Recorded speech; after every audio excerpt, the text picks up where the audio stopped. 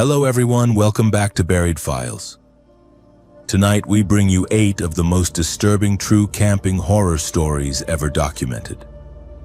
These are not tales spun from campfire legends or internet folklore, but authentic accounts from individuals whose wilderness expeditions transformed into nightmarish ordeals that haunt them to this day.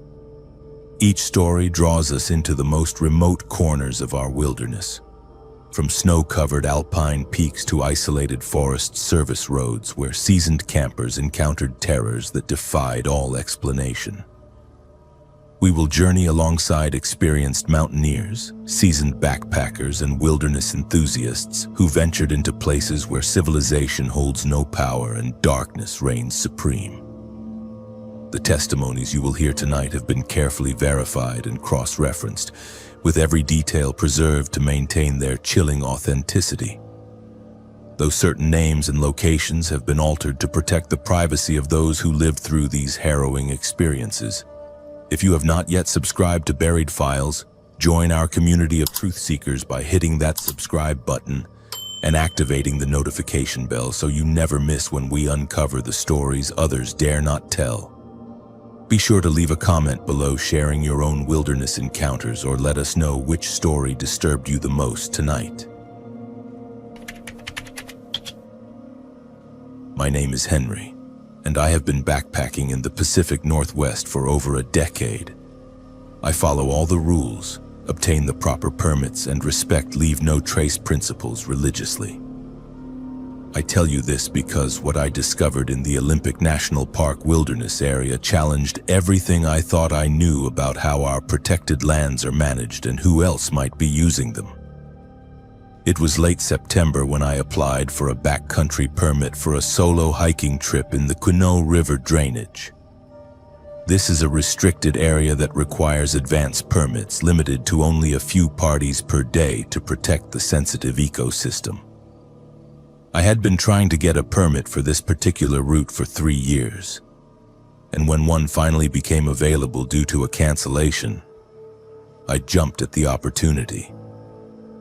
The permit was for 4 days and 3 nights, allowing me to hike deep into old-growth forest and camp at designated backcountry sites. I had researched the area extensively, studied topographic maps, and read trip reports from other hikers.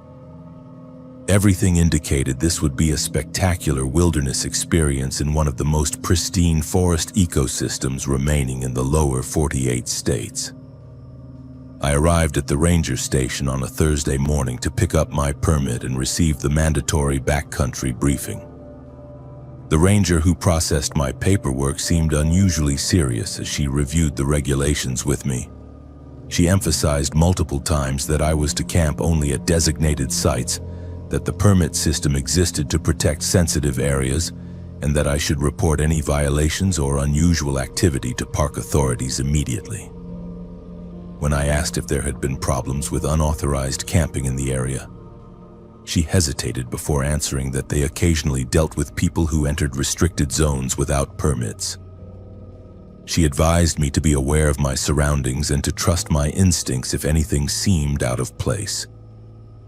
I began my hike around 10 in the morning, following the established trail into the Quinault drainage. The path was well maintained for the first few miles, passing through second-growth forest before entering the true wilderness area where old-growth cedars and Douglas firs towered overhead. The forest was cathedral quiet, with shafts of sunlight filtering through the canopy to illuminate patches of moss and ferns on the forest floor. My first designated campsite was approximately 8 miles from the trailhead, positioned beside a small creek that provided water access. According to my permit, I was the only person authorized to camp in this drainage for the next 3 days.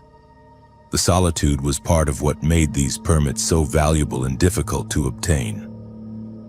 I reached my intended campsite around 4 in the afternoon, giving me plenty of time to set up camp and explore the surrounding area before dark. The site itself was a small clearing beside the creek with the established fire ring and a bear box for food storage. Everything appeared exactly as described in the park materials. but as I began setting up my tent, I noticed something that troubled me.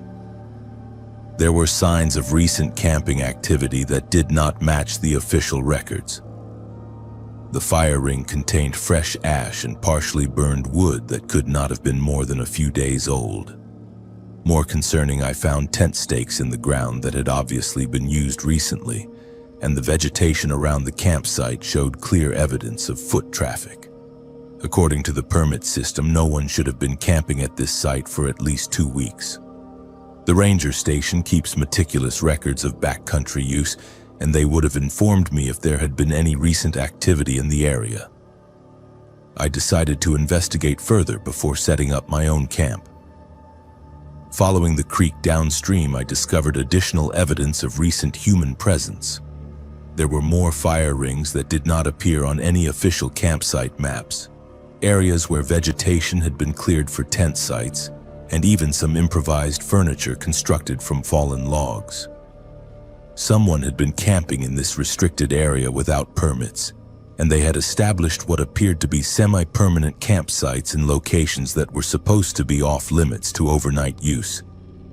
As I continued exploring, I found a trail that branched off from the official hiking route.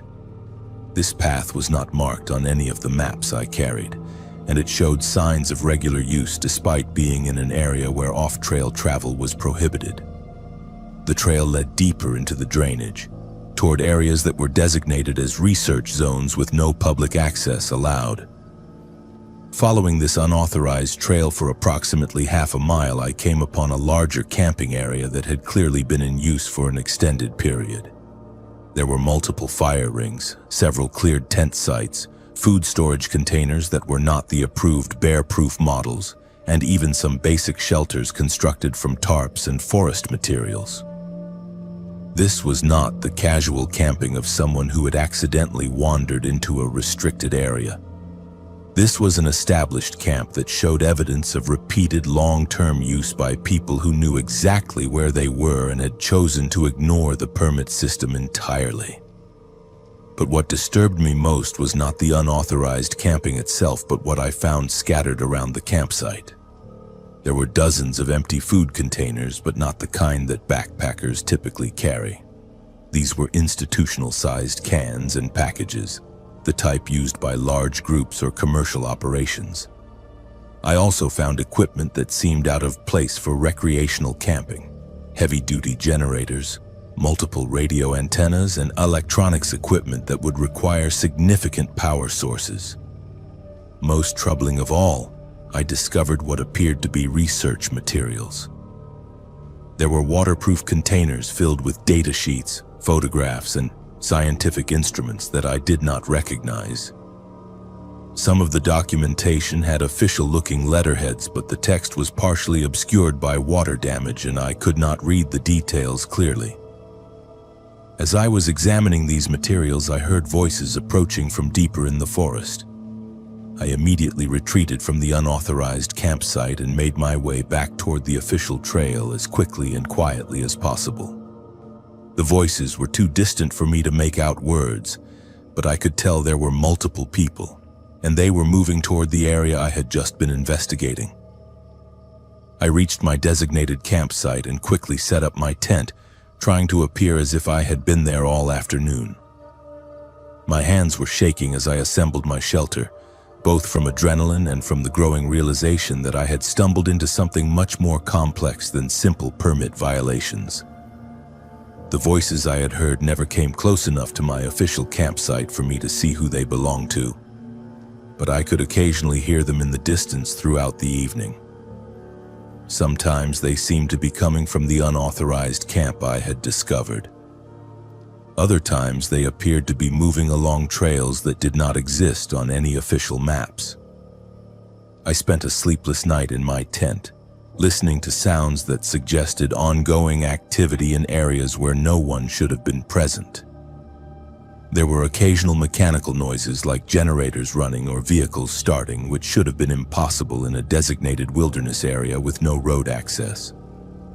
Around 3 in the morning, I heard what sounded distinctly like helicopters passing overhead. This was extremely unusual as aircraft overflights in wilderness areas are heavily regulated and typically only occur for emergency rescues or official park business. When dawn broke, I made a decision that went against every backpacking instinct I had developed over the years. I decided to cut my trip short and hike out immediately. I broke camp as quickly as possible and began hiking toward the trailhead, constantly looking over my shoulder and listening for any signs that I was being followed. The 8-mile hike out felt longer than any distance I had ever covered, and I did not feel safe until I reached my vehicle in the parking area. I drove directly to the ranger station and requested a meeting with the backcountry supervisor. I detailed everything I had observed: the unauthorized campsites, the evidence of long-term occupation, the research materials, and the nocturnal activity that suggested ongoing operations in restricted areas. The ranger who listened to my report took extensive notes and asked detailed questions about locations and descriptions. However, her responses seemed carefully measured, as if she was being cautious about what information she shared with me. When I asked what actions would be taken to investigate the unauthorized activity, she told me that park officials would look into the matter, but that I should not expect to be updated on their findings. She also advised me not to discuss what I had observed with other hikers or on social media, explaining that premature publicity could interfere with any enforcement actions. 2 weeks later, I received a letter from the National Park Service thanking me for my report and informing me that appropriate actions had been taken to address the violations I had witnessed. No details were provided about what those actions entailed or what they had discovered during their investigation.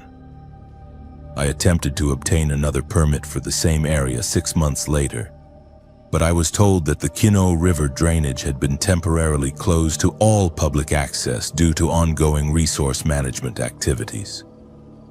The closure notice provided no timeline for when public access might be restored. It has now been 18 months since my experience in the Olympic wilderness, and that section of the park remains closed to backcountry camping. I have tried multiple times to get information about the status of the area, but park officials will only say that the closure is necessary for resource protection and that they cannot provide a reopening date. I continue to backpack in other areas of the Pacific Northwest, but I have never again encountered anything like what I observed in the Kino drainage. The experience fundamentally changed my understanding of how our public lands are used and managed. I realize that there are likely legitimate scientific and administrative activities that occur in wilderness areas outside of public view. But what I witnessed did not feel like authorized government research or standard park management operations. The secrecy, the unauthorized camps, and the immediate closure of the area after my report suggested something much more complex and potentially troubling. I have never received a satisfactory explanation for what I encountered during those 4 days in September. The unauthorized activity, the research materials, and the subsequent closure of the area remain unexplained. Sometimes I wonder if I stumbled into something I was never supposed to see, and whether my report was actually welcomed by the park authorities or if it created complications for activities they preferred to keep hidden. What I know for certain is that our wilderness areas are not always as wild or as protected as the public believes them to be. There are people operating in restricted zones with apparent impunity, conducting activities that seem to contradict the very purpose of wilderness designation. I still obtain permits and follow all the regulations when I backpack, but I no longer assume that I am alone in the wilderness simply because the permit system says I should be. My name is Evelyn, and what I am about to tell you happened during what was supposed to be a romantic anniversary camping trip with my boyfriend Jack.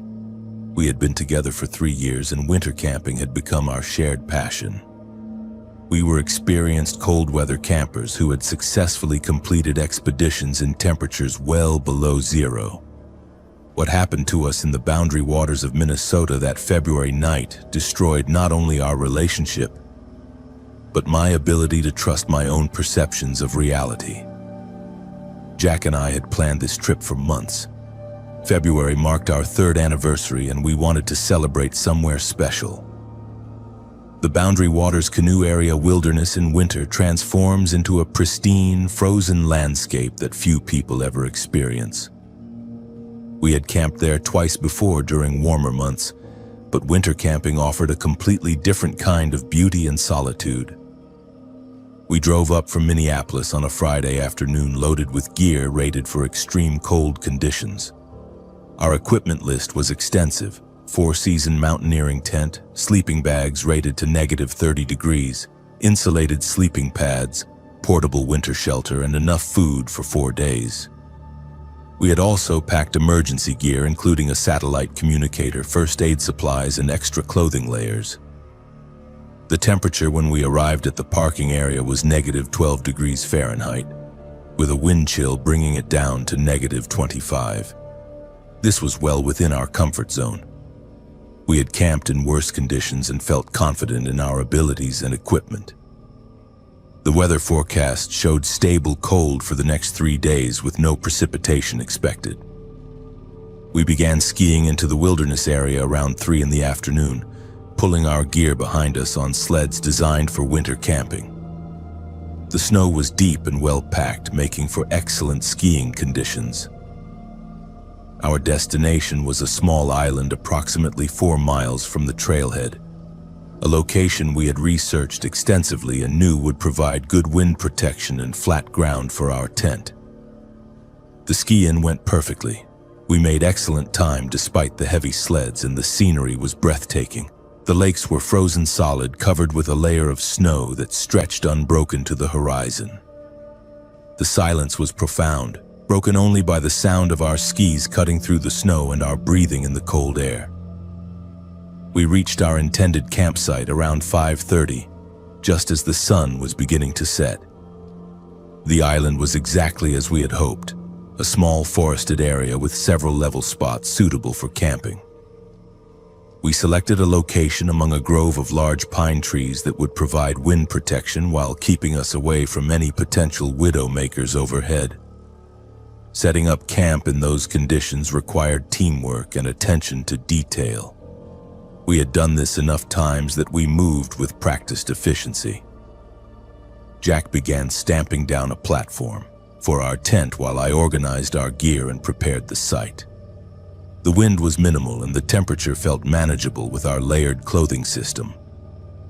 Our tent went up without incident. It was a high-quality 4-season shelter that we had used many times before. We secured it with additional guy lines and snow anchors, ensuring it could handle any wind that might develop overnight. By 7 o'clock, we had camp established and were heating water for dinner on our reliable winter stove. The evening started perfectly. We cooked a hot meal, shared a thermos of hot chocolate, and spent time talking and enjoying the incredible night sky. At that latitude in winter with no light pollution, the stars were brilliant beyond description. We could see the Milky Way clearly, and the aurora borealis even made a brief appearance as green curtains dancing across the northern horizon. We retreated into our tent around 9 o'clock, settling into our sleeping bags with books and headlamps. This was always one of my favorite parts of winter camping.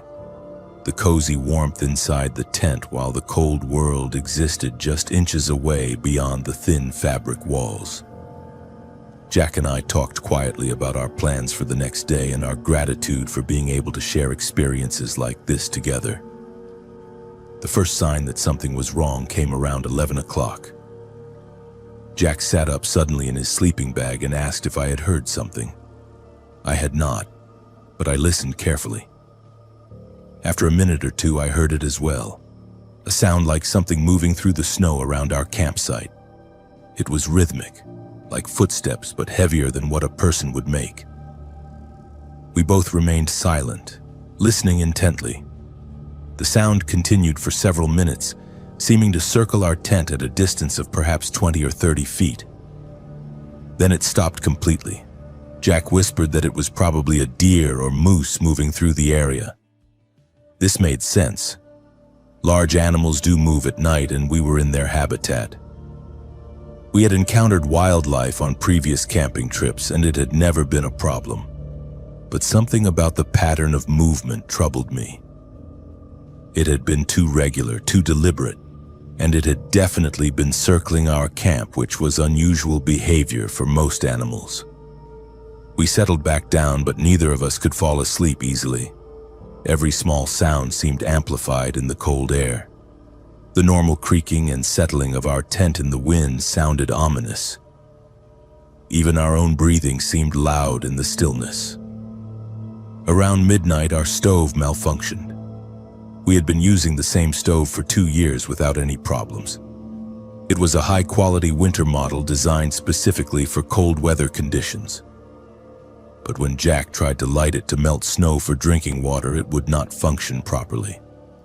The flame was weak and inconsistent, and it kept going out despite his repeated attempts to adjust the settings. This was concerning because staying hydrated in winter conditions is critical. We needed to be able to melt snow for water, and we needed hot drinks to maintain our core body temperature. Jack worked on the stove for 20 minutes, trying different adjustments and checking all the connections, but he could not get it to work reliably. We decided to use our backup stove, a smaller model we carried for emergencies. But when Jack attempted to light it, we discovered that it was not working either. The igniter was clicking, but no flame would start. This should have been impossible. We had tested both stoves before the trip, and they had been functioning perfectly. Now we were facing a serious situation. Without a functioning stove, we could not melt snow for water or prepare hot food and drinks. In negative temperatures, this could quickly become a life-threatening problem. We had some water remaining in our bottles, but not enough to last through the next day. Jack suggested that we might need to consider cutting the trip short and skiing out in the morning. This was disappointing, but it was the prudent decision given the equipment failure. However, we still needed to get through the current night safely. It was while we were discussing our options that the temperature inside our tent began dropping dramatically. This made no sense. Our tent was designed for extreme cold weather, and we were both in high-quality sleeping bags. The temperature outside had not changed significantly according to our thermometer. But inside the tent, I could see my breath forming thick clouds, and I could feel cold air somehow penetrating our shelter. Jack checked the tent for any tears or openings that might be letting in cold air. He found nothing. All the zippers were closed, and there were no visible holes in the fabric. Yet the temperature continued to drop. We put on additional clothing layers and pulled our sleeping bags tighter, but the cold seemed to seep through everything. Then we started hearing the breathing. It was not our own breathing. It was coming from outside the tent, slow and deep and deliberate. Something was standing very close to our shelter, close enough that we could hear its respiration clearly. The sound moved around the perimeter of the tent, sometimes stopping directly outside where our heads were positioned. Jack grabbed our flashlight and unzipped the tent door. The beam revealed nothing but undisturbed snow and the dark shapes of trees. But the moment he turned on the light, the breathing sound stopped completely. We waited for 10 minutes before closing the tent again. Within moments of zipping the door shut, the breathing resumed. This pattern continued for the next 3 hours. Every time we investigated with light, we found nothing. Every time we retreated into the tent, the sounds would return. The breathing was sometimes accompanied by other noises. The sound of something large moving through the snow, occasional scraping sounds against the tent fabric, and once, what sounded distinctly like sniffing, as if something was trying to identify our scent. By 4 in the morning, we were both showing signs of hypothermia despite our high-quality gear. Our core body temperatures were dropping, and we were shivering uncontrollably. This should not have been happening with our equipment and experience level, but our bodies were losing heat faster than we could generate it. Jack made the decision to activate our emergency satellite communicator and request rescue. In normal circumstances, this would have been embarrassing for experienced winter campers like ourselves. But something was fundamentally wrong with our situation, and our lives were potentially at risk. The rescue team reached us at 8 in the morning, skiing in with the emergency sled and additional warming equipment. They found us both suffering from mild hypothermia and dehydration. What they could not explain was why our gear had failed so completely, or why we had lost so much body heat in conditions that should have been manageable. The paramedics were puzzled by our stoves, which worked perfectly when they tested them. Our tent showed no signs of damage or air leaks. According to all physical evidence, our equipment was functioning exactly as designed. Yet we had nearly died from exposure in gear that should have kept us safe and warm. The rescue team skied us out to the parking area, where we were evaluated by medical personnel and released after warming up and rehydrating. Physically, we recovered completely within a few hours. Psychologically, the damage was permanent. Jack and I never went camping together again. We tried to discuss what had happened, but we could never agree on an explanation. He believed it was a combination of equipment failure and panic that had caused us to overreact to normal winter camping challenges. I knew that something had been stalking us that night, something that had deliberately sabotaged our equipment and systematically tried to drive us into hypothermia. Our relationship ended 2 months later. Some experiences reveal fundamental differences in how people perceive reality, and what happened to us in the Boundary Waters was one of those experiences. I never returned to winter camping. The memory of that breathing in the darkness and the knowledge that something had tried to kill us through cold and fear changed my relationship with the wilderness forever.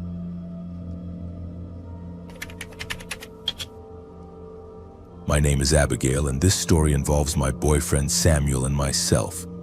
We are what you might call overlanders, people who prefer to find remote camping spots accessible only by four-wheel drive vehicles rather than staying in established campgrounds.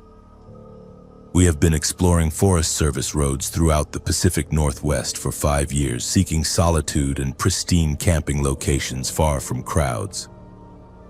What happened to us on a remote Forest Service road in Oregon's Cascade Mountains changed our approach to wilderness camping forever.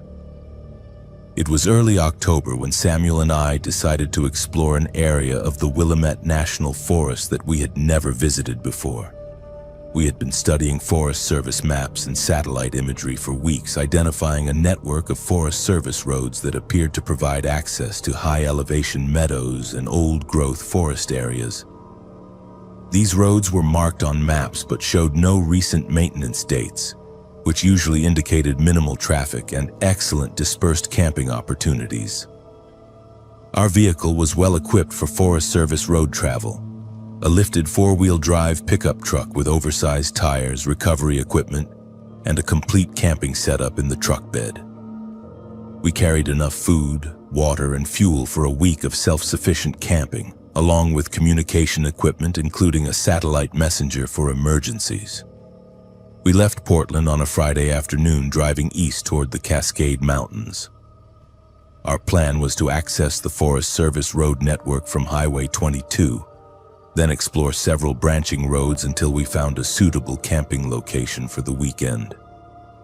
The weather forecast was favorable, with clear skies and mild temperatures expected for the next 3 days. The first part of our journey proceeded exactly as planned. We turned off the highway onto Forest Service Road 2261, a well-maintained gravel road that provided access to several wilderness trailheads. Traffic was light, consisting mainly of other weekend recreationalists heading to established camping areas. After approximately 15 miles, we turned onto a smaller Forest Service road that branched north toward our target area. This road was narrower and showed less maintenance, but it was still easily passable with our vehicle. The surrounding forest was beautiful, with dense stands of Douglas fir and occasional openings that provided views of distant peaks. As we continued deeper into the Forest Service road system, the roads became progressively narrower and more challenging. We passed through several intersections where our GPS showed multiple branching routes, some of which were not marked with road numbers or destination signs. We carefully tracked our route, making notes about landmarks and road conditions so we could find our way back to the main highway. Around 4 o'clock in the afternoon, we found what appeared to be an ideal camping location. A small meadow beside a creek accessible by a short spur road that ended in a natural parking area. The site offered level ground for camping, water access, and excellent views of the surrounding forest. Most importantly, it showed no signs of recent human activity, which suggested we would have complete privacy for the weekend. Samuel parked the truck at the edge of the meadow and we began setting up our campsite. We established our kitchen area, deployed our camping chairs, and prepared to enjoy a peaceful evening in the wilderness. Everything felt perfect. The location was exactly what we had hoped to find: beautiful, remote, and completely private. As the sun began to set, we prepared dinner and opened a bottle of wine to celebrate finding such an excellent camping spot. The silence was profound, broken only by the sound of water moving in the nearby creek and the occasional call of birds settling in for the night. This was what we loved most about overlanding: the ability to reach places where we could experience true solitude and connection with nature. It was around 8 o'clock when we first noticed the tire tracks. Samuel had walked down to the creek to collect water for cleaning our dishes when he called me over to look at something. In the soft earth beside the water, there were fresh tire tracks that clearly had not been there when we arrived. The tracks were from a large vehicle much bigger than our pickup truck, and they led from the creek bank back toward the Forest Service road. This was puzzling because we had not heard any vehicles pass our location since we had arrived. The Forest Service road we had used to reach this area was the only access route, and it passed within 50 yards of our campsite. Any vehicle large enough to make those tracks should have been clearly audible as it approached and departed. We followed the tire tracks back toward the main road, using our flashlights to examine the ground carefully. The tracks were definitely fresh, made within the last few hours, and they showed tread patterns consistent with heavy-duty truck or equipment tires.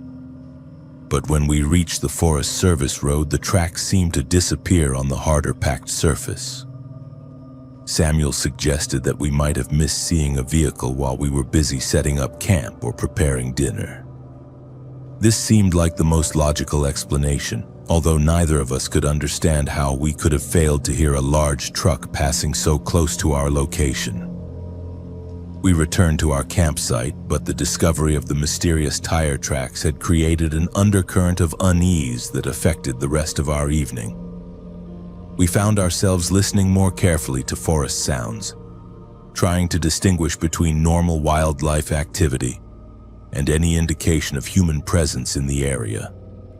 Around 10 o'clock, we decided to retire to our tent for the night. We had a comfortable sleeping setup in the back of our truck, which provided both security and elevation above ground level.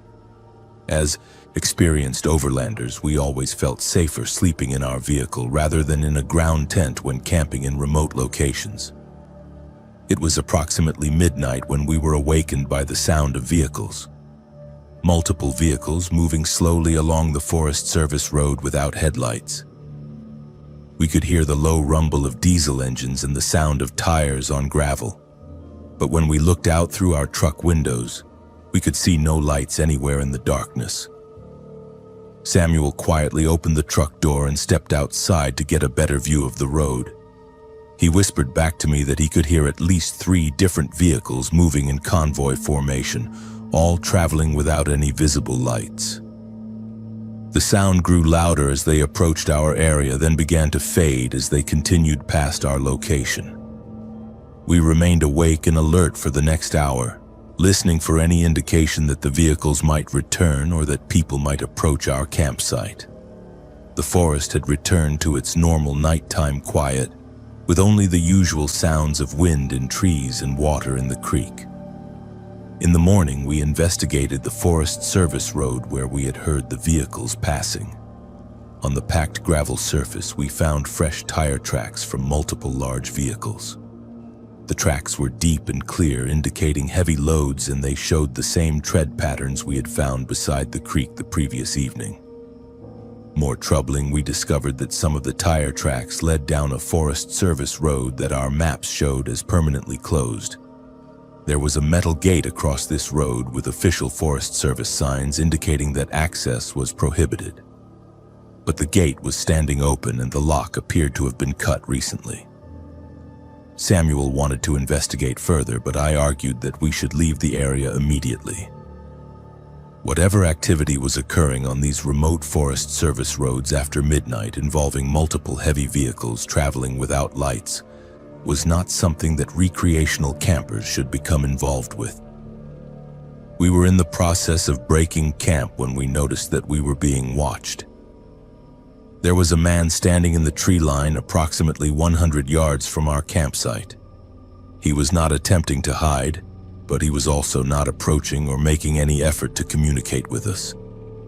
He simply stood there, watching our activities as we packed our camping equipment. Samuel called out a greeting, but the man did not respond. When Samuel began walking toward the tree line, the man retreated deeper into the forest and disappeared from view. We searched the area where he had been standing and found clear evidence that someone had been observing our campsite for an extended period.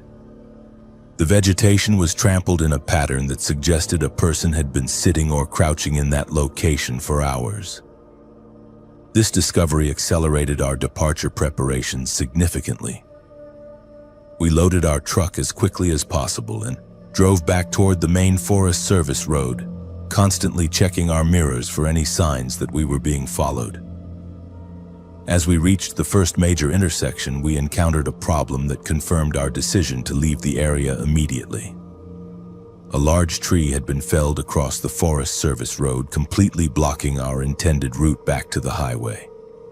The tree had obviously been cut recently, as the sawdust was still fresh and the cut showed clear chainsaw marks. Someone had deliberately blocked the road after we had passed through the previous day. Fortunately, Samuel had been carefully tracking our route, and he remembered an alternate Forest Service road that should connect back to the highway system. However, this alternate route required us to drive deeper into the area where we had observed the mysterious nighttime vehicle activity. We had no choice but to take the alternate route. As we drove along the narrow Forest Service road, we passed several locations where we observed clear evidence of recent heavy vehicle traffic and some kind of industrial activity. There were areas where vegetation had been cleared, large tire ruts and soft ground, and even some temporary structures that appeared to be equipment storage facilities. Most disturbing, we passed two locations where armed men in civilian clothing were stationed beside the road. They made no attempt to stop us, but they watched our vehicle carefully as we passed, and I had the distinct impression that our license plate number was being recorded. We reached the highway without further incident, but the drive back to Portland was tense and largely silent. Both Samuel and I felt that we had inadvertently stumbled into some kind of illegal operation, and we were uncertain about what actions we should take. After much discussion, we decided to report our observations to the Forest Service. We contacted the Ranger District Office and described the blocked road, the evidence of unauthorized vehicle activity, and the armed individuals we had encountered. The Forest Service representative we spoke with took detailed notes and thanked us for the report. However, when we asked what kind of investigation would be conducted, we were told that the information would be passed to appropriate authorities, but that we should not expect to be contacted with follow-up information. Samuel and I continue to explore Forest Service roads throughout the Pacific Northwest, but we have never returned to that area of the Willamette National Forest. We also changed our camping practices to include more careful research about recent activity reports and closer attention to signs that areas might be used for purposes other than recreation. The experience taught us that remote Forest Service roads are not always as unpopulated as they appear on maps, and that there are activities occurring in our national forests that recreational users are not supposed to witness. I have always considered myself an experienced mountaineer. Over the past 15 years, I have conquered peaks across the Rockies, the Cascades, and even attempted Denali twice. I tell you this not to boast, but to establish that what happened to me on Mount Elbert in Colorado cannot be dismissed as the hallucinations of an inexperienced climber or someone suffering from altitude sickness. My name is Luke, and what I experienced at 11,000 feet elevation changed my relationship with the mountains forever. It was early February when I decided to attempt a winter summit of Mount Elbert. The weather forecast showed a brief window of clear skies, and I had been planning this solo expedition for months. Winter mountaineering had always been my specialty. There is something profoundly peaceful about the silence of snow-covered peaks, the way the world becomes muffled and pristine. I had successfully completed winter ascents before, including several 14ers in similar conditions. This should have been routine. I began my ascent at 4 in the morning, headlamp cutting through the pre-dawn darkness as I navigated the snow-packed trail. The temperature hovered around -15 degrees Fahrenheit, but my gear was rated for much worse. I wore my standard winter setup: insulated mountaineering boots, 4-season tent, -20 sleeping bag, and enough food for 3 days. The weight of my pack felt familiar and reassuring against my shoulders. The first few hours of climbing progressed exactly as expected. I made good time despite the deep snow, following the established winter route with my GPS and compass as backup. The sun rose behind the eastern peaks, painting the snow in brilliant shades of orange and pink. It was the kind of morning that reminds you why you chase these experiences, why you push your body to its limits in pursuit of something transcendent. By noon, I had reached the tree line at approximately 10,000 feet. This is where the landscape transforms from forested slopes to the harsh, wind-scoured terrain of the alpine zone.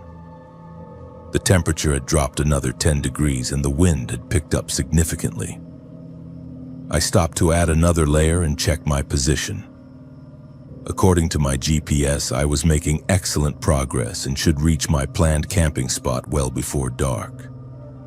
The planned camping location was a small, relatively sheltered area at 11,000 feet, still below the summit but high enough to make the final push manageable the next morning. I had researched this spot extensively, studying topographic maps and reading reports from other winter climbers. It offered some protection from the prevailing winds while maintaining access to the summit route. As I continued climbing, the terrain became increasingly challenging.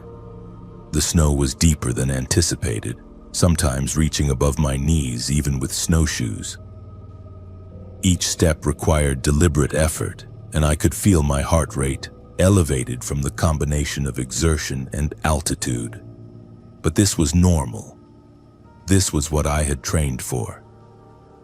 I reached my intended camping spot around 3 in the afternoon, giving me plenty of time to establish camp before darkness fell. The location appeared perfect, a small depression in the mountainside that would provide wind protection with relatively level ground for my tent. The snow was packed firm enough to support my weight without requiring extensive digging. Setting up camp at altitude in winter conditions is a methodical process that cannot be rushed. I began by stamping down a platform for my tent, then carefully assembled the structure, ensuring every stake was secure and every guy line properly tensioned. The wind was constant but manageable, creating that familiar whistling sound as it moved across the exposed ridges above me.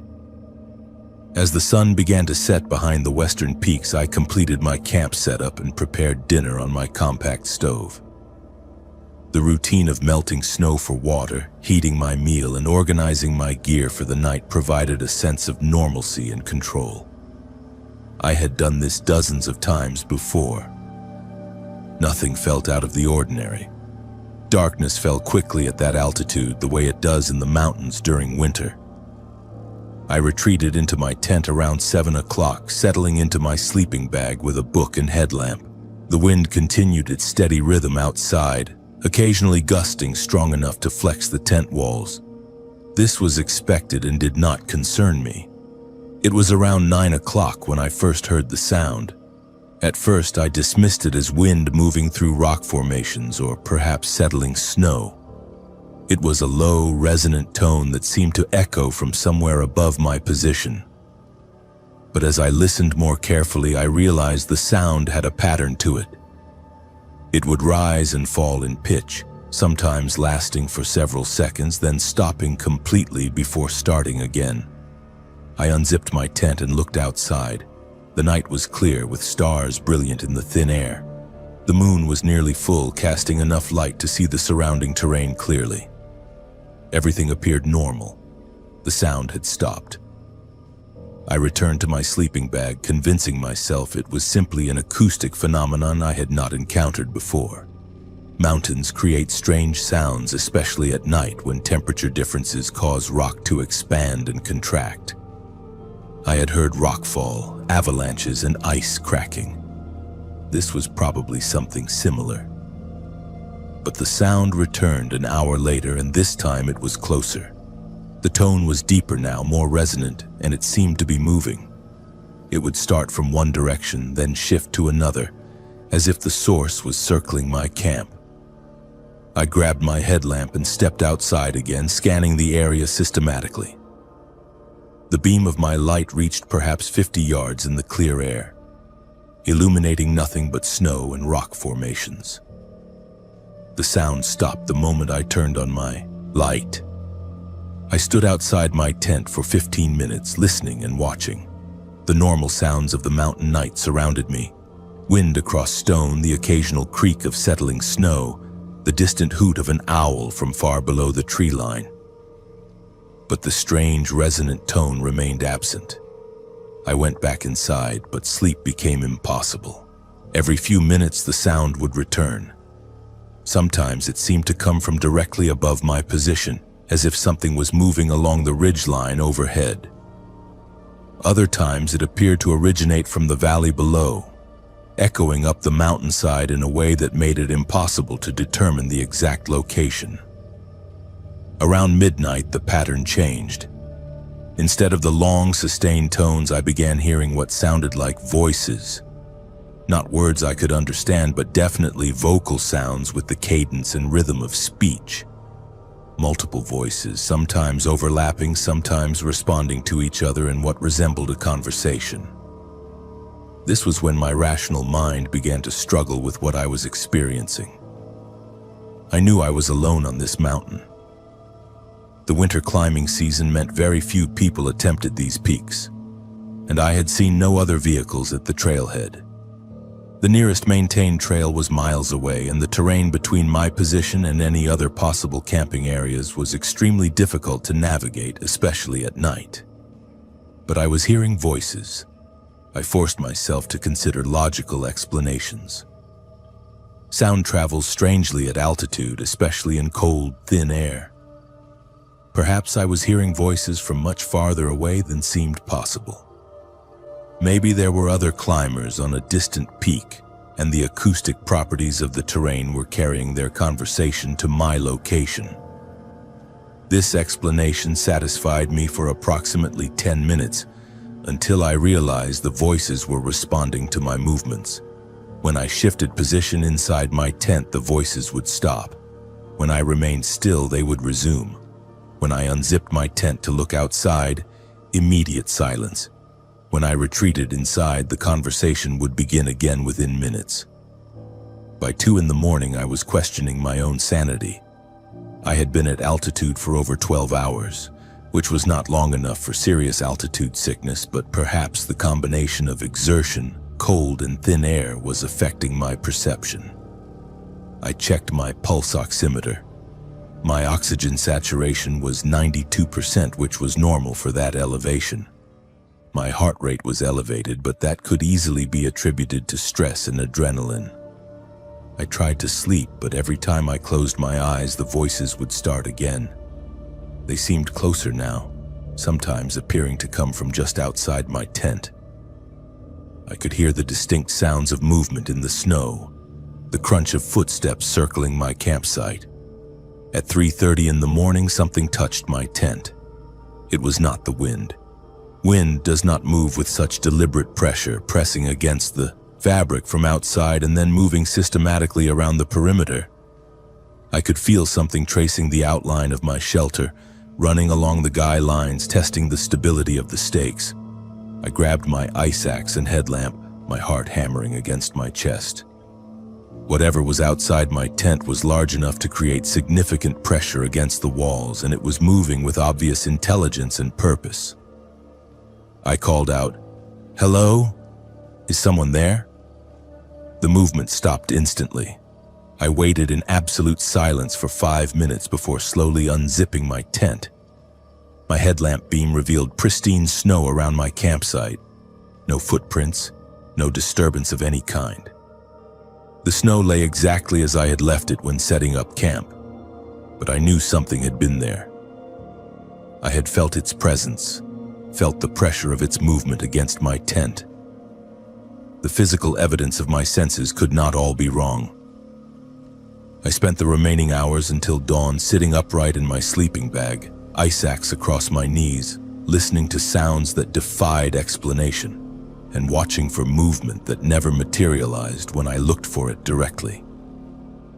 When the sun finally rose, I broke camp as quickly as possible and began my descent.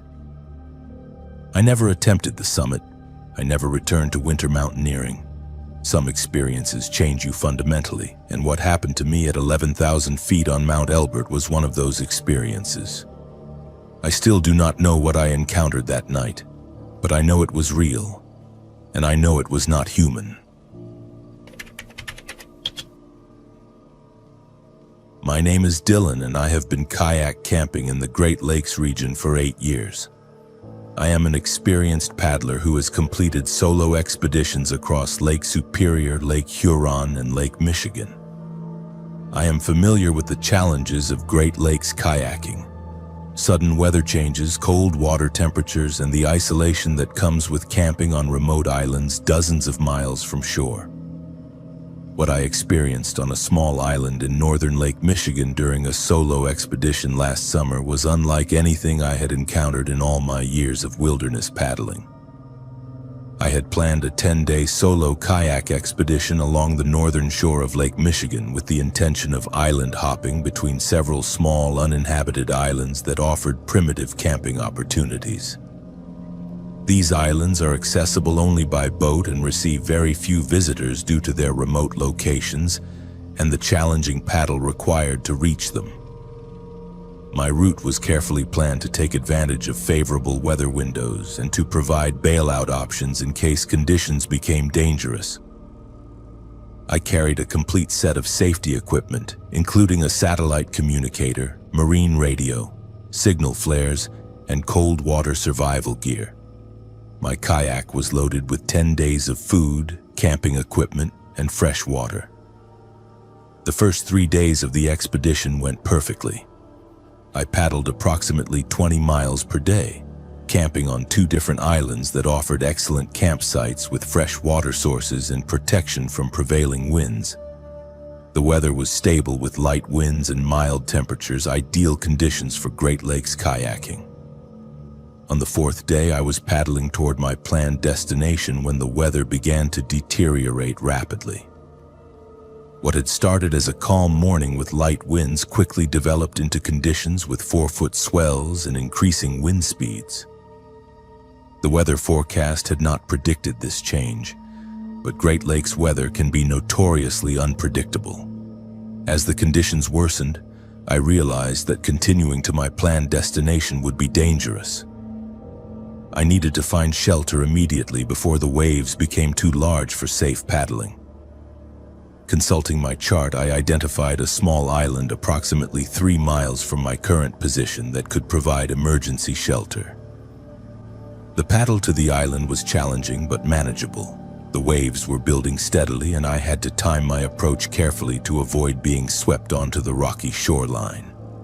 I managed to land my kayak in a small protected cove on the leeward side of the island and dragged it well above the waterline before the conditions could worsen further.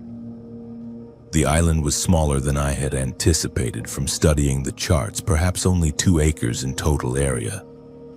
It was heavily forested with mature pine and cedar trees, and it showed no obvious signs of recent human visitation.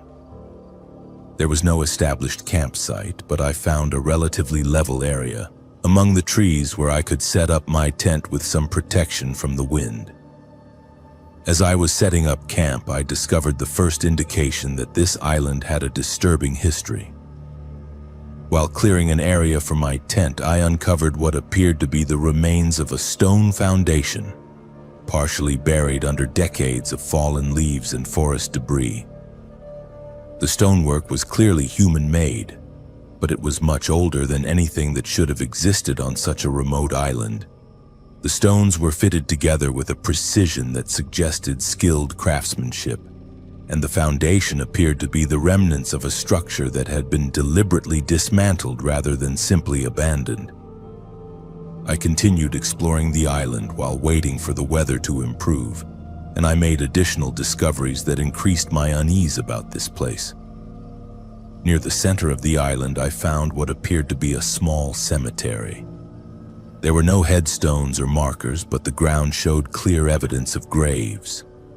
Rectangular depressions in the earth arranged in neat rows, each approximately 6 feet long. Some of the depressions were quite old, partially filled with debris and overgrown with vegetation.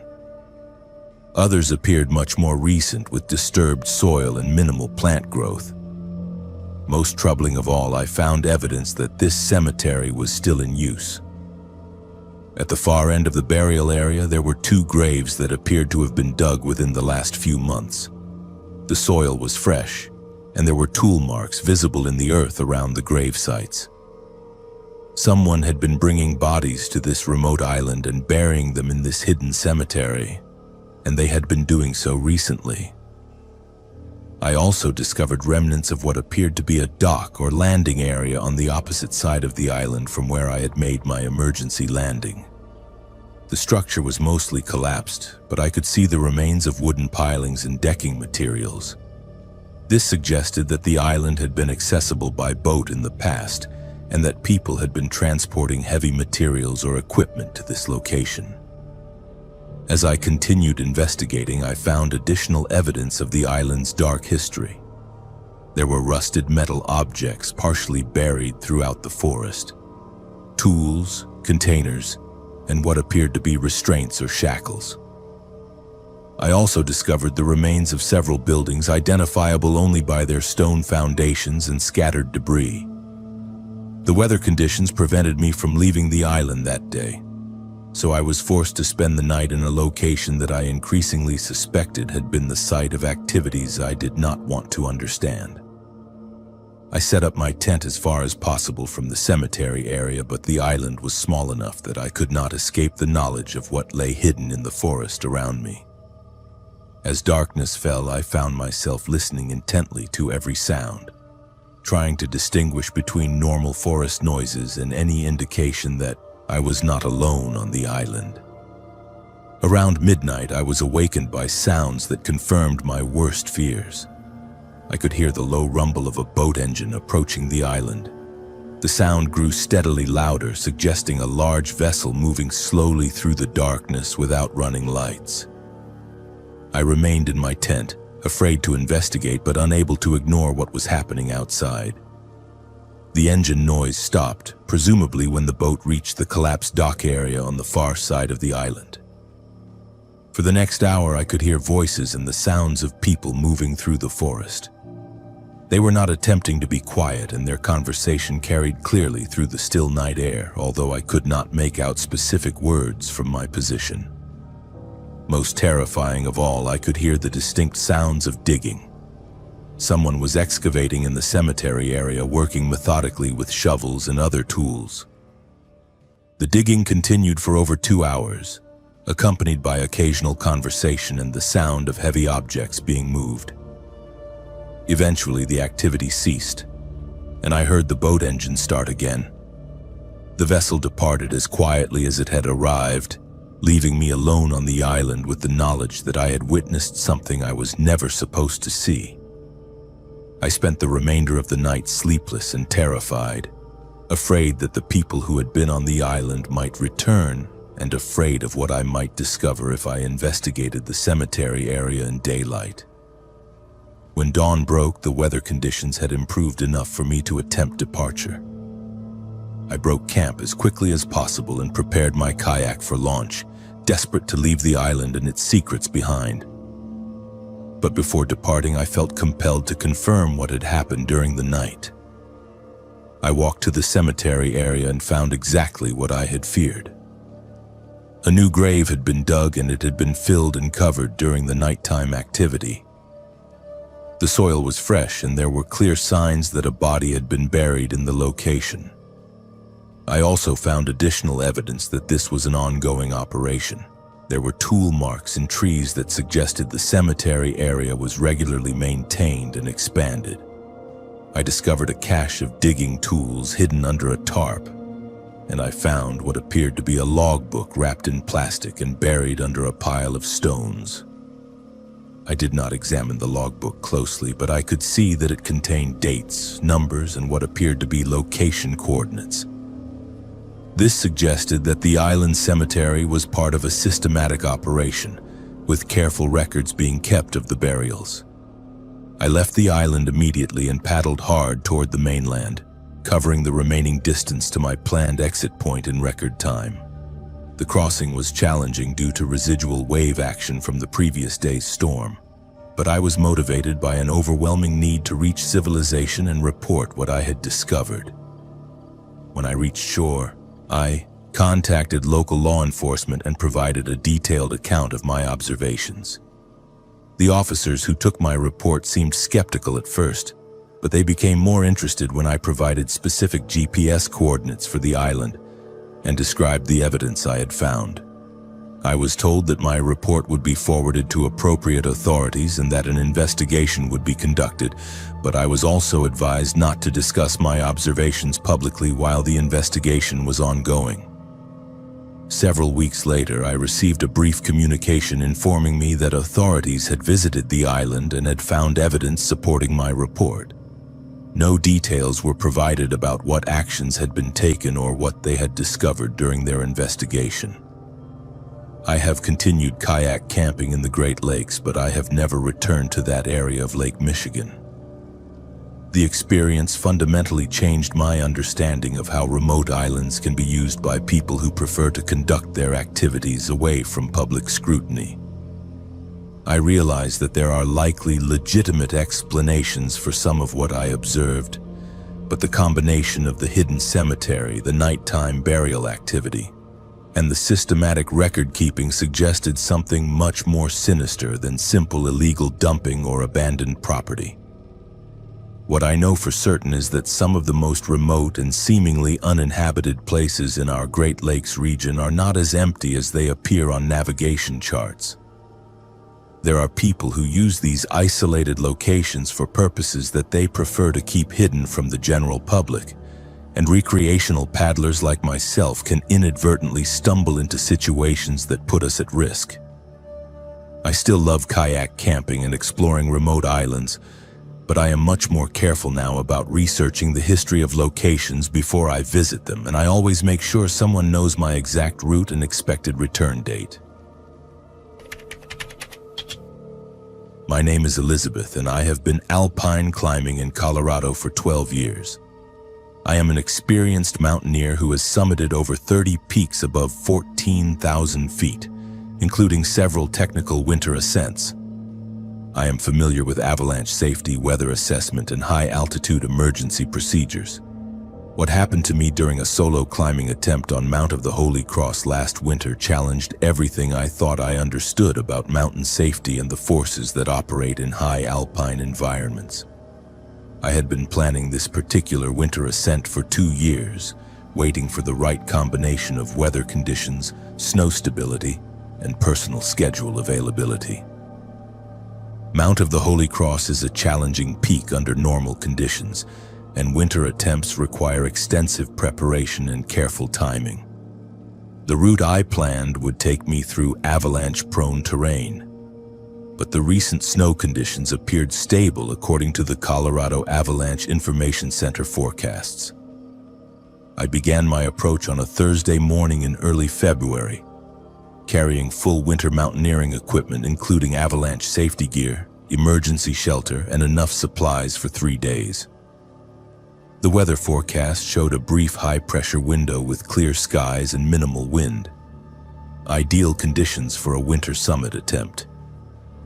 The first day of climbing progressed exactly as planned. I established a high camp at approximately 11,000 feet, well above tree line, in a location that provided some protection from prevailing winds while avoiding known avalanche paths.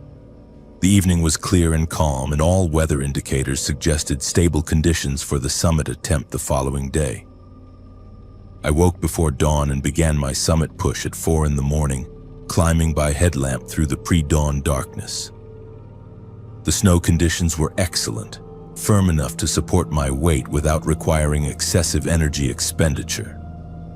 I made good progress up the standard winter route, carefully avoiding areas where avalanche danger might be elevated. As the sun rose, I could see the entire route ahead of me clearly. The snow appeared stable throughout the avalanche zones I would need to traverse, and there were no obvious signs of recent avalanche activity or unstable snow conditions. Everything suggested that my assessment of the conditions had been accurate and that the summit was achievable safely. It was around 9 in the morning when I first began experiencing the warnings. I cannot describe these warnings as sounds or voices in any conventional sense, but I was receiving clear mental impressions that I should not continue climbing.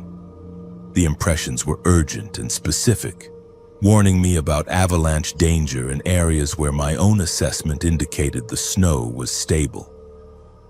At first, I dismissed these impressions as pre-summit anxiety, something that many climbers experience when approaching technically challenging terrain. But as I continued climbing, the warnings became more insistent and specific. I was receiving detailed information about snow conditions, weather changes, and route hazards that contradicted my own observations and the official avalanche forecasts. The warnings were telling me that I was climbing into an avalanche zone where the snow was much less stable than it appeared, and that continuing would result in being caught in a massive slide that would occur within the next few hours. I stopped climbing and conducted a thorough snow stability assessment, digging test pits and examining the snow layers carefully. Everything I observed confirmed that the snow was stable and that avalanche risk was minimal. The snow showed good bonding between layers, there were no obvious weak layers or faceted grains, and the weather conditions were not conducive to avalanche formation. But the warnings continued, becoming more urgent and detailed. I was receiving specific information about the exact location where the avalanche would initiate, the size and destructive power of the slide, and even the time when it would occur. According to the warnings, a massive avalanche would sweep the entire face I was climbing at approximately 11:30 in the morning, triggered by a cornice collapse high on the mountain that would occur when the sun warmed the snow structures sufficiently. I looked up toward the areas where cornices typically form on this peak, but I could see no obvious instability or signs that collapse was imminent. The cornices appeared well consolidated, and the warming from the morning sun had been gradual and moderate. Despite my rational assessment that the warnings were unfounded, I found myself unable to continue climbing. The mental impressions were so strong and specific that they overrode my technical knowledge and experience. Against my better judgment, I decided to retreat from the mountain and abandon the summit attempt. I began descending immediately, moving as quickly as safety allowed while still maintaining proper climbing technique. As I retreated, the warnings gradually decreased in intensity, but I continued to receive impressions that I should move faster and get below the avalanche zone as soon as possible.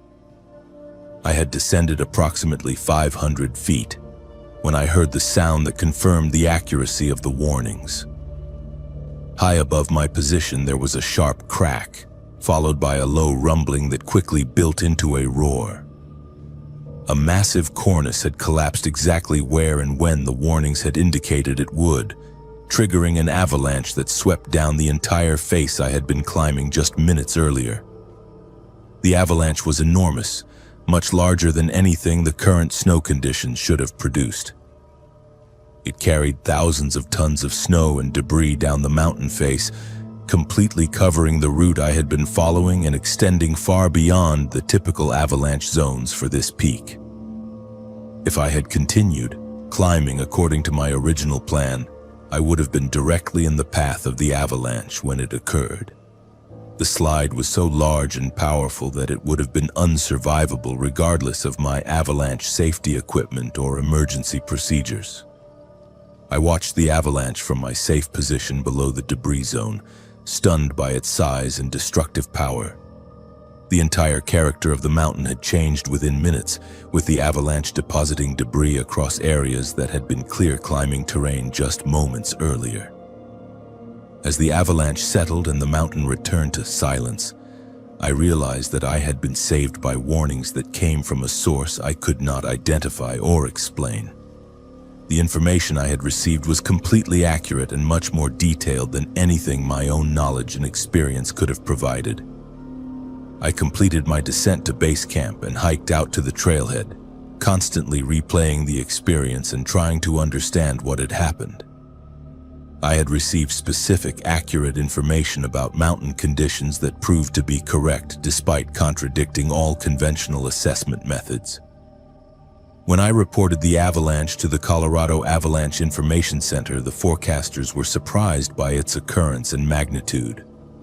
According to their analysis, current snow conditions should not have produced an avalanche of that size, and there had been no indicators suggesting that such a slide was likely. The avalanche was eventually classified as an unusual event that occurred due to a combination of factors that were not apparent through standard snow stability assessment techniques. The cornice collapse that triggered the slide was attributed to subtle warming effects that were not detectable through normal weather monitoring. I have continued alpine climbing since this experience, but my approach to mountain safety has changed fundamentally. I now pay attention to intuitive impressions and warnings that cannot be explained through conventional assessment methods, and I have learned to trust these impressions even when they contradict my technical knowledge. I have spoken with other experienced mountaineers about this experience, and several have shared similar stories of receiving warnings or guidance that helped them avoid dangerous situations in the mountains.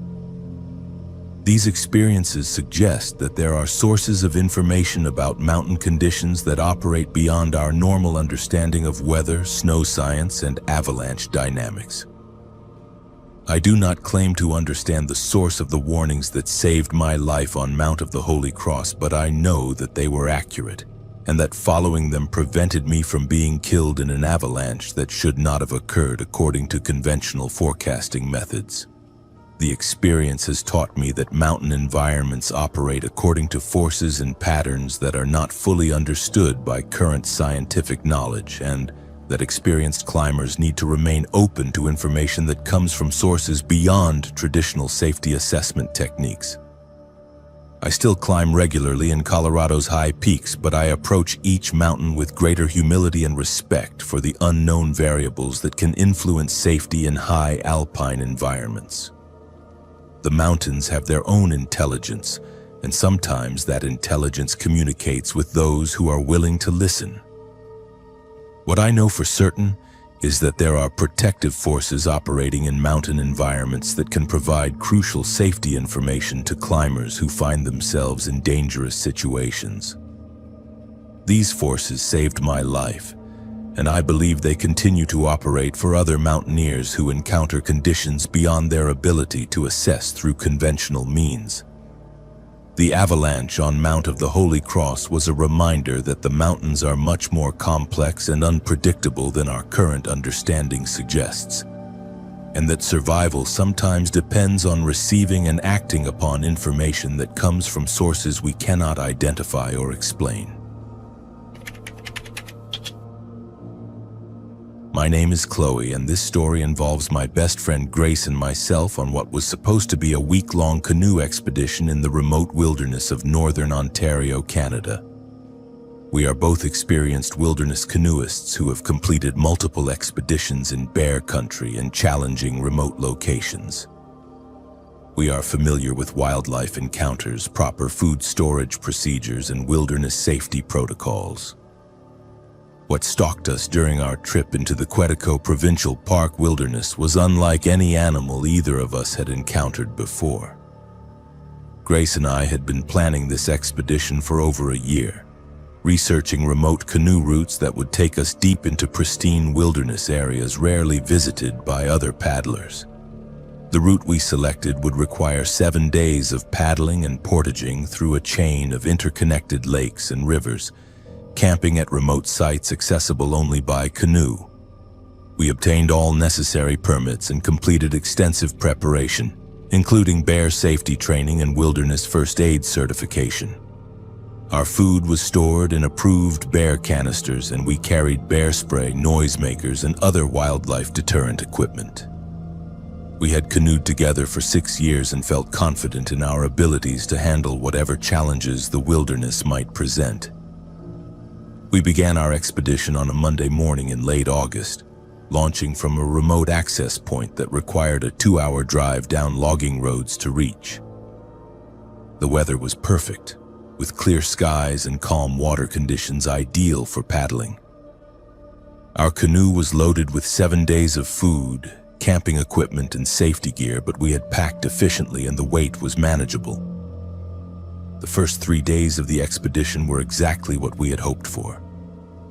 We paddled through pristine wilderness areas, camped at beautiful remote sites, and encountered normal wildlife, including moose, beaver, and various bird species. The bear sign we observed was minimal and appeared old, suggesting low bear activity in the area. On the 4th day, we paddled into a large lake system that marked the most remote section of our route. According to our maps, we were now over 20 miles from the nearest road access, surrounded by hundreds of square miles of uninterrupted wilderness. The lake was beautiful, but somehow different from the waters we had been traveling. It felt more isolated, more wild, and strangely quiet despite its size. We established camp that evening on a small island near the center of the lake. The campsite offered excellent views in all directions and would allow us to spot any approaching wildlife well before it could reach our location. We followed our normal routine, setting up camp, hanging our food at the required distance and height, and preparing dinner before darkness fell. It was during dinner preparation that we first noticed something was wrong with the local wildlife behavior. The normal sounds of wilderness evening were absent. There were no loons calling, no beaver splashing, no sounds of birds settling for the night. The silence was so complete that we could hear our own heartbeats, and the small sounds of our camp activities seemed unnaturally loud. Grace commented that perhaps we had arrived during a natural quiet period, but I had spent enough time in wilderness areas to know that this level of silence was unusual. Something had caused all the wildlife in the area to become inactive or to leave entirely. We completed our dinner and evening camp routine, but both of us felt uneasy about the unnatural quiet. We decided to hang our food earlier than usual and to keep our bear spray easily accessible throughout the night. Around 10 o'clock, as we were settling into our tent, we heard the first sounds that indicated we were not alone on the lake. There was splashing in the water, but not the random splashing of fish or beaver activity. This was rhythmic and deliberate, like something large swimming in a straight line toward our island. The splashing continued for several minutes, then stopped abruptly when it seemed to reach the shoreline of our island. Grace and I remained silent in our tent, listening carefully for any indication of what had approached our campsite. We heard nothing for approximately 15 minutes, then detected sounds of movement in the forest around our camping area. Whatever was circling our camp was large enough to break branches as it moved, but it was moving with unusual stealth for something of that size. We could hear occasional footfalls and the sound of vegetation being disturbed, but the movement pattern was unlike anything we had experienced with bears, moose, or other large wildlife. Most disturbing was the fact that it seemed to be deliberately circling our campsite, maintaining a consistent distance from our tent while moving systematically around the perimeter of our camp. We remained in our tent for over an hour, listening to the sounds of something moving through the forest around us. Occasionally, the sounds would stop completely and we would wonder if whatever it was had left the area. But then the movement would resume, always following the same circular pattern around our camp. Around midnight, Grace whispered that she was going to use her flashlight to try to see what was stalking us. I argued against this, preferring to remain hidden in the tent rather than reveal our exact location. But the uncertainty was becoming unbearable and we needed to know what we were dealing with. Grace slowly unzipped the tent and pointed her flashlight into the forest surrounding our campsite. The beam revealed nothing but trees and undergrowth, but the moment the light appeared, all sounds of movement stopped immediately. We waited for 10 minutes before closing the tent, but the forest remained completely silent. Whatever had been circling our camp had either left the area or had stopped moving when we attempted to observe it. The pattern continued throughout the night. Whenever we tried to investigate with light, the sounds would stop. Whenever we retreated into the tent and turned off our lights, the movement would resume within minutes. By dawn, both Grace and I were exhausted and terrified. We had spent the entire night listening to something large and intelligent stalking our campsite, but we had been unable to identify what it was or determine its intentions. When sunrise provided enough light to examine our campsite, we discovered evidence that confirmed our fears about the previous night's activity. Around our tent, at a consistent distance of approximately 30 feet, there was a clear trail where something had been moving in a circle. The trail showed disturbed vegetation, broken branches, and occasional impressions in the soft earth. But the tracks were unlike anything either of us had seen before. The impressions were large, much bigger than bear paws or moose hooves, and they showed a foot structure that appeared almost human but with elongated toes and what looked like claw marks. The stride length suggested something with very long legs, and the depth of the impressions indicated substantial weight. Most unsettling was the intelligence demonstrated by the movement pattern. This was not random animal behavior or territorial marking. Something had deliberately and systematically circled our campsite for hours, maintaining perfect distance and changing direction when it encountered obstacles. Grace and I made the decision to cut our expedition short and paddle out immediately. We broke camp as quickly as possible and loaded our canoe, constantly watching the tree line for any signs of movement or additional wildlife activity. The paddle out was tense and exhausting. We maintained a fast pace, stopping only when necessary for portages and navigation. Throughout the day, we felt like we were being observed, although we never saw direct evidence of anything following us. During one portage, Grace discovered additional tracks similar to what we had found at our campsite. The tracks led from the water's edge up the portage trail, and then back down to the water on the other side. Something had been following the same route we were using, and it had been there recently. We completed the portage as quickly as possible and continued paddling, pushing ourselves to cover more distance than we had planned for a single day. By evening, we had reached a lake system that was only one day's paddle from our exit point, but we decided to continue paddling into the night rather than camping again in the wilderness. Using our headlamps and following our GPS, we paddled through the darkness until we reached the final lake before our exit point. We made a cold camp on a small island, taking turns staying awake to watch for any signs that we were still being followed. The night passed without incident, and we completed our exit the following morning, reaching our vehicle and civilization with profound relief. When we reported our experience to park authorities, they listened carefully but offered no explanation for what we had encountered. They did note that there had been other reports of unusual wildlife activity in the same area, including tracks that did not match known species and sightings of large animals that could not be positively identified. Grace and I continue to canoe together, but we have never returned to that area of northern Ontario.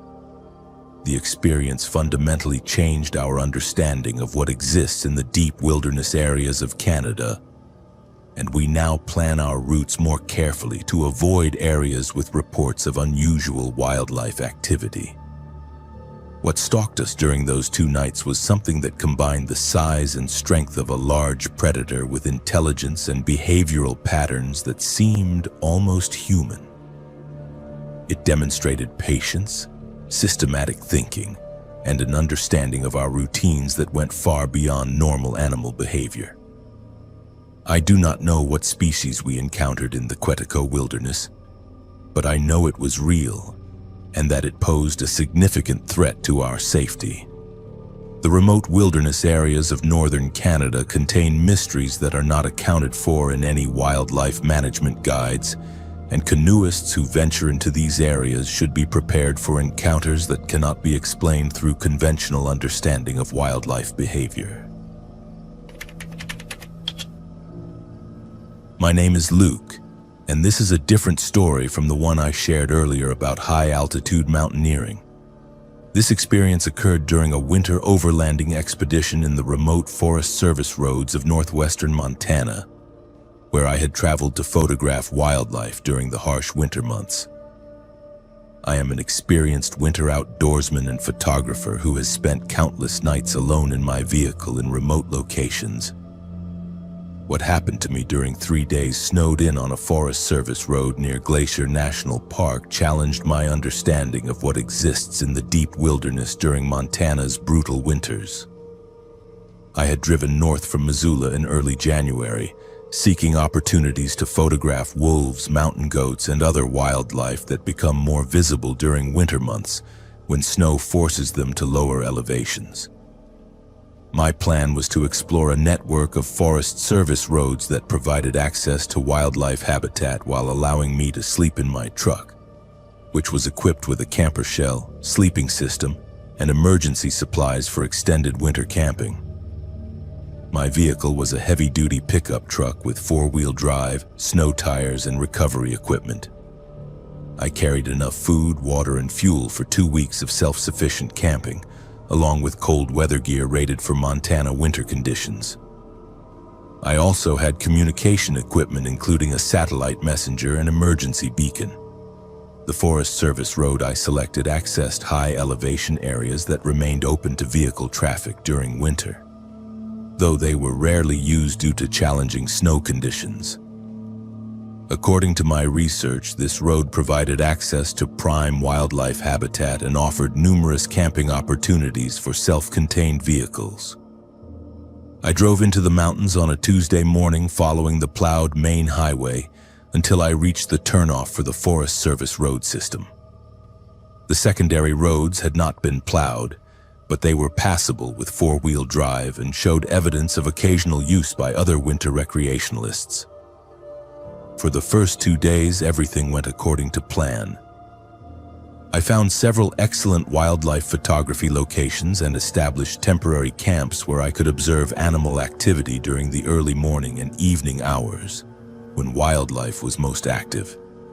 The weather was cold but stable, with temperatures ranging from -10 to +15 degrees Fahrenheit.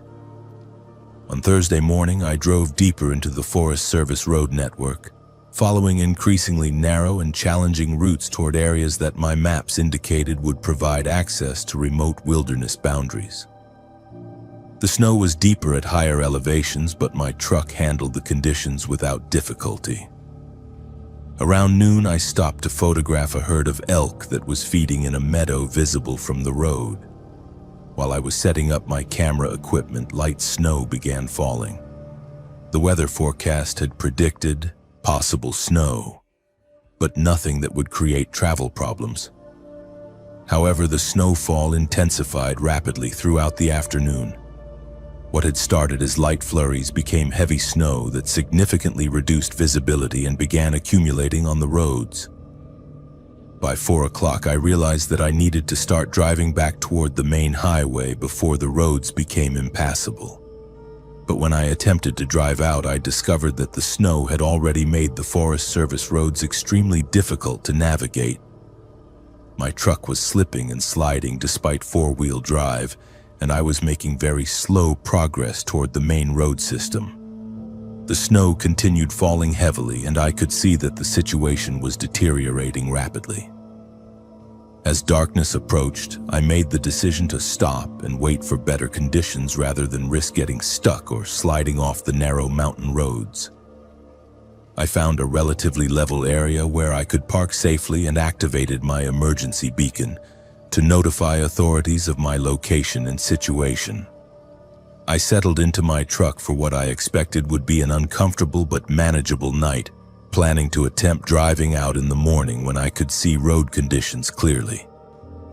My truck was well equipped for winter camping, and I had experienced similar situations before without serious problems. The snowfall continued throughout the night, and by morning I discovered that my truck was partially buried and the roads were completely impassable. The storm had deposited over 2 feet of new snow, and the Forest Service roads would require plowing or significant warming before they could be used safely. I activated my satellite communicator and reported my situation to emergency services, providing my GPS coordinates and explaining that I was safe, but would need assistance to exit the area. I was told that road crews would clear the Forest Service roads as soon as weather conditions permitted, but that might require several days depending on additional snowfall. This was disappointing but not alarming. I had supplies for 2 weeks and was comfortable in my vehicle. I had been in similar situations before and knew that patience was required when winter weather created travel problems in remote areas. But on the second night of being snowed in, I began experiencing something that transformed a routine winter camping situation into a terrifying survival ordeal. Around midnight, I was awakened by sounds outside my truck that seemed to be human voices calling my name.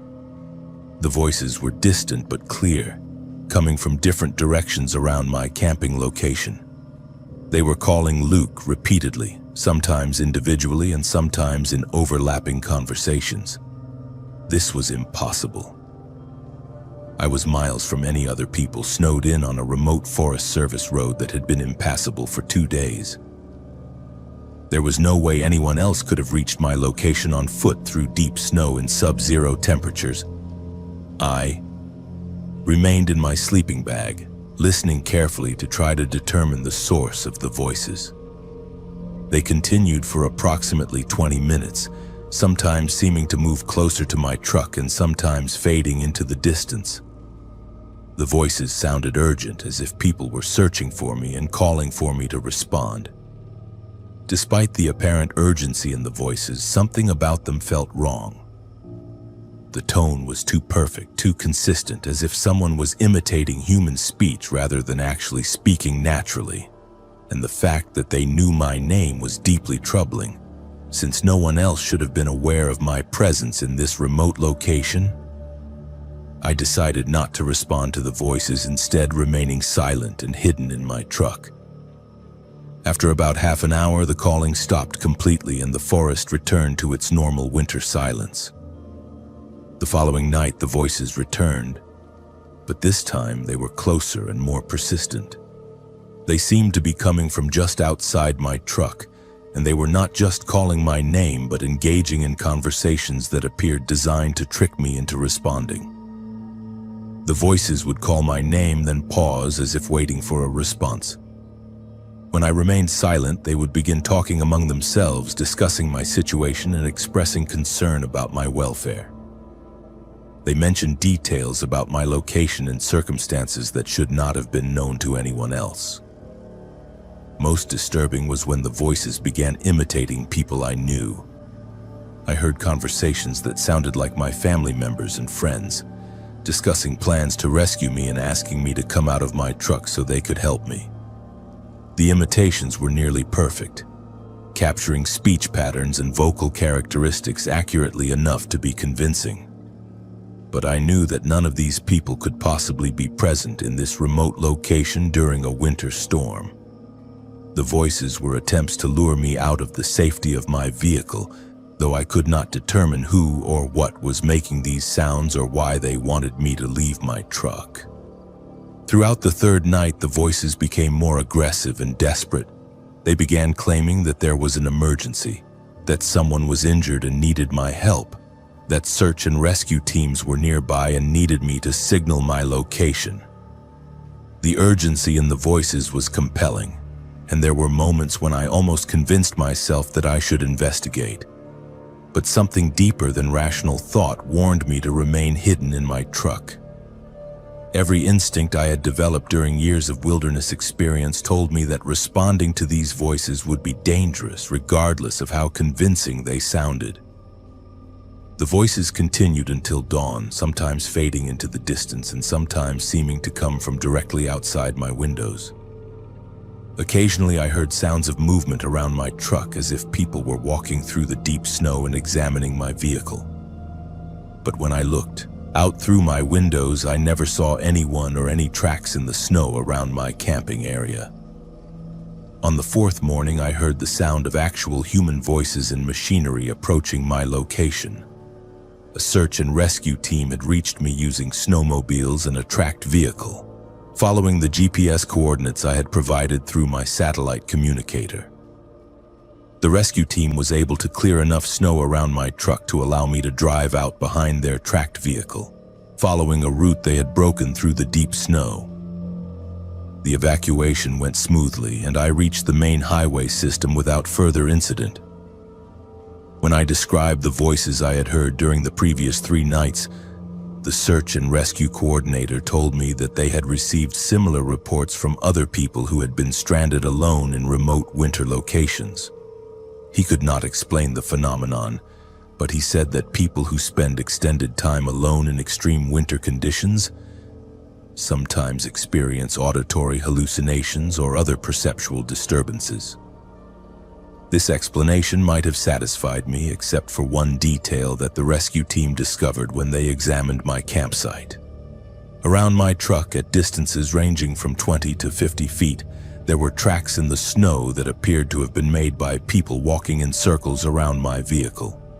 The tracks were clear and well-defined, showing boot prints in patterns that suggested systematic surveillance of my camping location. But according to the rescue team, no search and rescue personnel had been to my location prior to their arrival that morning. The tracks had been made by unknown individuals who had somehow reached my remote location during the storm and had spent considerable time observing my truck. I never received a satisfactory explanation for the voices or the tracks.